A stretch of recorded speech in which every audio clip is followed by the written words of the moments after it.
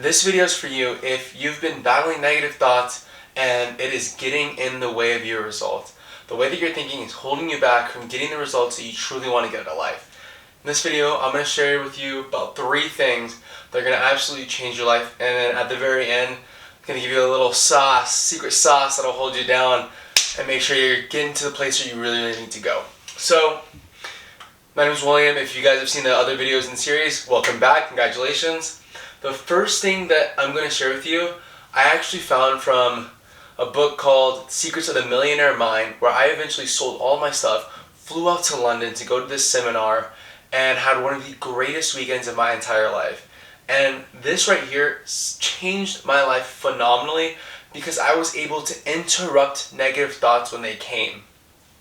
What it is the speaker that was on the stage said, look, what's going to happen is we're going to tell you things, and what's going to pop into your mind is something like, oh, I already know that. I don't need this. This isn't good for me. And what you need to say to yourself is, thank you for sharing and continue to listen. And this has been absolutely phenomenal for me for any negative thought, because we think one thought at a time. It may feel as if we're thinking multiple thoughts at a time, but we're really only thinking one thought at a time. I remember I was in Hungary and all of these negative thoughts come to my mind. I'm not good enough, I'm terrible. And this is after I had sold all my stuff and I left and I was struggling to figure out how to earn money. And thank you for sharing helps me phenomenally because it gave me the space and the breath to be able to think about the things I need to think in order to get to where I needed to go. And so, you're not good. Thank you for sharing, and then move on.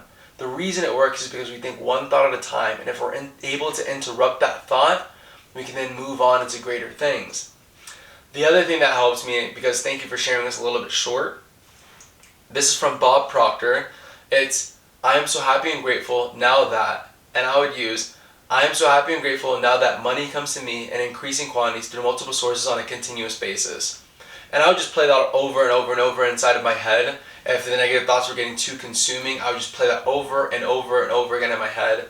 I remember I was at the hospital in Hungary after I got my septoplasty, and for some reason the drugs they gave me kind of made me think, oh, I need to work harder, you're doing so terrible, you're not making it anywhere, you're horrible, like how could you do this, whatever. And I just played, I'm so happy and grateful now that money comes to me in increasing quantities through multiple sources on a continuous basis. And I was in the hospital bed and I was able to just shut out all negative thoughts just by playing that on repeat inside of my head. The next thing I really struggled with was how to discern what is negative thinking and what is realistic. And I'll be honest, that's a trick question. Realistic thinking is also negative thinking. They're one and the same. And to classify them, it's just complaining, justifying, excuses, and self-dismissal. So, I'm not good at this, I can't, I won't, I don't know how, it's not possible, you can't do that, you can't do this. All of those are negative thinking. And how you can flip those into something that's positive and reassuring, even if you don't have the answer yet, is how can I, what can I do?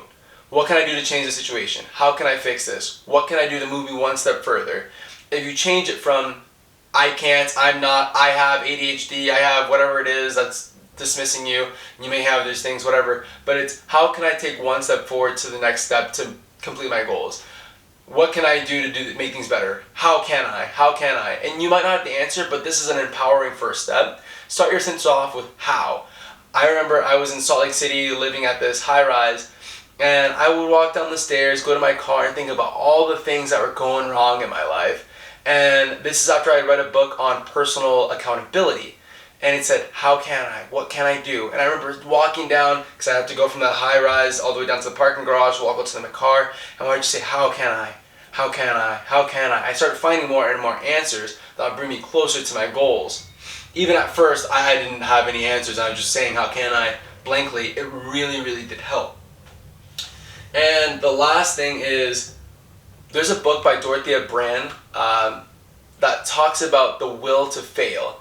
This one's a little bit more blunt and the way that it dispels negativity and failure and success and what it really means. And this book helped me really see what it was. I was at lunch after reading this book with a couple of friends, And Dorothea Brand had broken down like what failure was and what success was, and if you only had 100 miles on your gas tank and you drove 25 miles in the wrong direction because it was more fun, and then success was at the 100-mile mark, and happiness and life you always wanted, would you tell that person it was okay because it was fun to go in the wrong direction? No. Do you know anyone like that? And so one of my friends, we were sitting down, he was like, yeah, it's spring break, we're just having fun. And as a joke, I was like, oh, is that your excuse to fail if you know you have something to do? And I was like, whoa, where did that come from? Came out of me, I was like, oh, that's kind of weird. But it's true in a more subtle way, and you don't do that to your friends. But in a more subtle way, we have this will to fail that pushes us in the wrong direction, and we say it's more fun or more pleasurable or something like that, and just recognizing that. And I really do recommend reading the book Wake Up and Live by Dorothea Brand. And like the secret sauce to all of it, really, to keep positive, I've found, is genuinely placing yourself around people that also think positively. That is the key to staying positive. If you're surrounded by people that are thinking negative things, that they can't do it, you're not good enough, yada yada yada, that create this self-image of you that is killing you, you've got to get away. You have got to create a circumstance that places you in a position where the people around you are supporting you. And remember, the people around you, they're just kinds of people, you know? And there are other kinds of people that support your goals and where you're headed, and you need to find them. Just because you're not right in this location or whatever you're doing isn't the right thing there, doesn't mean it's not the right thing in general. You're going to find a group that is able to inspire you to get to where you need to go.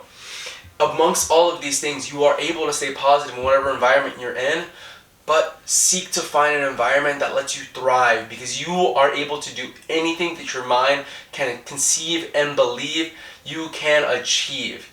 And I'm super excited for you to continue on and grind and kill it. So go ahead, subscribe. It helps the algorithm. I love you. My heart to yours. Cheers!